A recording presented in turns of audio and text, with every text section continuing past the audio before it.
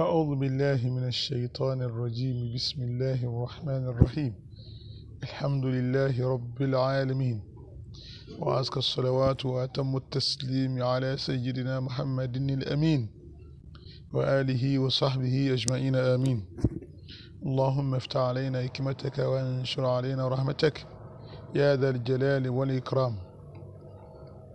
I welcome you to yet another edition of our Hadith class, and today we are going to be reading the very 30th Hadith, the last Hadith in the book we have been reading for over a year now, the book of 30 Hadith.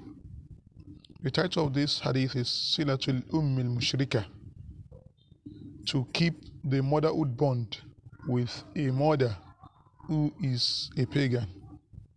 That is the title of the Hadith. What has Islam to say about that? And don't mind the translation of the title by the author. I think that's just a typographical error from him. The meaning he brought here is the meaning of one of the hadith we have read earlier. Then I just copied it here. The text of the hadith goes thus: عن أسماء بنت أبي بكر الصديق رضي الله عنهما قالت: قدمت علي أمي وهي مشركة في عهد رسول الله صلى الله عليه وسلم، فاستفتيت رسول الله قلت: قدمت علي أمي وهي راغبة أفأصل أمي؟ قال: نعم صلي أمك. رواه البخاري واللفظ للبخاري. The meaning of the hadith is that Asma, one of the elder daughters of Abu Bakr Siddiq radhiyallahu anhu, our mother, her name is Qaylatu bintul Harith. She did not take Islam. I'm not sure if she took Islam before she died. That's an assignment for you.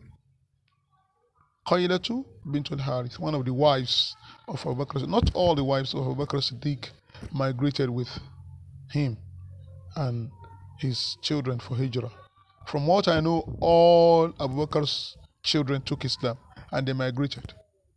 But some of his wives, who are the mothers of his daughters and children and sons, some of them are still in Mecca. They did not take Islam. They did not migrate with Rasul and his Sahaba radiyallahu anhum wa sallallahu ala Muhammad sallallahu alaihi wasallam.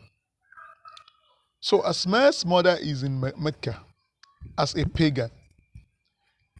Asma is with Abu Bakr in Medina with Rasulullah sallallahu alaihi wasallam.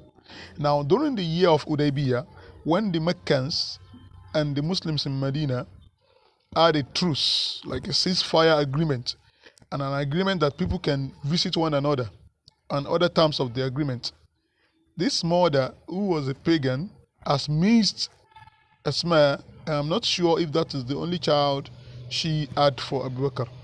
She has missed Asma so much, then she started running to Medina to come and visit her family. Now Asma learnt of her Kudum, that she has started coming. Then she rushed to Rasul sallallahu alaihi wasallam. She said, and now the hadith reads, the hadith happened to Asma bint Abu Bakr and is being reported by Asma bint Abu Bakr. Now, she said, Qadimat alayya ummi. My mother arrived. When they say Qadima, it is al-Qudum, it may mean that someone is on his way coming, and it may mean that someone has arrived.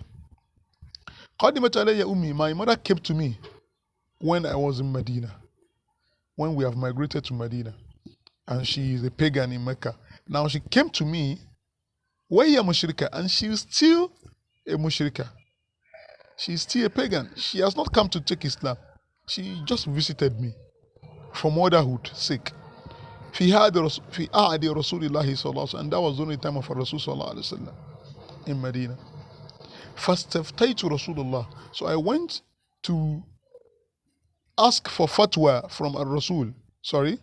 I went to seek Rasul's opinion. That is to seek fatwa. Istaftaitu. I asked at Rasul sallallahu Kultu, I said, قَدِمَتْ عَلَيَّ أُمِّي, my mother has arrived. وَهِيَ رَاغِبَةٌ, and she is in need. The ulama, the shurrah of this hadith said, وَهِيَ رَاغِبَةٌ here may mean that she has come to take some money and some provisions from me as a mother to a child. Okay. Or it may mean that وَهِيَ رَاغِبَةٌ فِي أَنْ أَصِلَهَا, she is interested in keeping motherhood bond with me, kinship bond with me. So وَهِيَ رَاغِبَةٌ, she is in need. أَفَأَصِلُ أُمِّي, am I permitted to treat her well? Am I permitted to keep motherhood bond with her? Or I should just drive her away since she is a pagan woman? Qala, Rasul said, Naam, allow her. Still, yeah, this is allow her. You know, the question is, Afa asil ummi, am I allowed to treat her well? So Naam in that sense means that Sili ummaki. Sili ummaki. Keep motherhood bond, kinship bond with your mother, even though she was a pagan woman. So this hadith says it all. If this could be the relationship with one's parent who is not even a Muslim, what are we talking about? We are lucky, our parents are Muslims. So we've seen in this very world where some people broke parentship bond with their parents due to ikhtilafat fil madhahib al-aqadiyya wal fiqhiyya. It's wonderful. I was telling someone that the issue of prostration in greeting is basically mas'ala fiqhiyya. It's only when you take it to shirku that it becomes aqidah. Basically, it's mas'ala fiqhiyya. It's a jurisprudential issue because we're talking about amal. Our way of greeting is fiqh. Tahiyyat is fiqh. It's part of our ada, which Islam may permit or may not permit. It depends on your argument. But it's mas'ala fiqhiyya. Now people are breaking bond because of that. Kinship bond, motherhood bond, parentship bond. That's crazy. So now this is a pagan woman, and the instruction was that Naam Sili Ummaki. Yes, you are permitted to treat your mother well. Yes, it's not even you are permitted. Sili, it's an amru. You must go and do well with your mother, because that is what we have in the Quran. This hadith is a direct exegesis, direct tafsir of the verse of the Quran that وَصَاحِبُهُمَا فِي الدُّنْيَا مَعْرُوفًا. If your parents are not practicing Islam, the only thing you are not permitted is to worship what they are worshipping. But in these worldly things, you must be kind to them. So we can read I want to give you an assignment to read the biography of Asma bint Abu Bakr here and elsewhere. Read it online, Google for it, download materials on it. Asma is a very virtuous woman. She did a lot of things in Islam during the time of Rasul and even after the time of Rasul. She lived very long, till the time of the Umayyads. She witnessed a lot of things. I want you to read about Asma bint Abu Bakr. She is one of the most virtuous women this planet has ever welcomed. And she is one of the best women our Ummah has ever witnessed. Please read about Asma bint Abu Bakr. What is about her is more than this hadith. So I want you to deliberately go and read about Asma bint Abu Bakr. She is a very, very wonderful woman. She has a lot to do with the history of Islam from the beginning, from the very beginning. So, now the lessons of the hadith are obvious. We can read it by ourselves. We are meant to keep good bond with our parents, even when they are non-Muslims. Now that they are Muslims, you interpret it by yourself. Allah subhanahu wa ta'ala give us the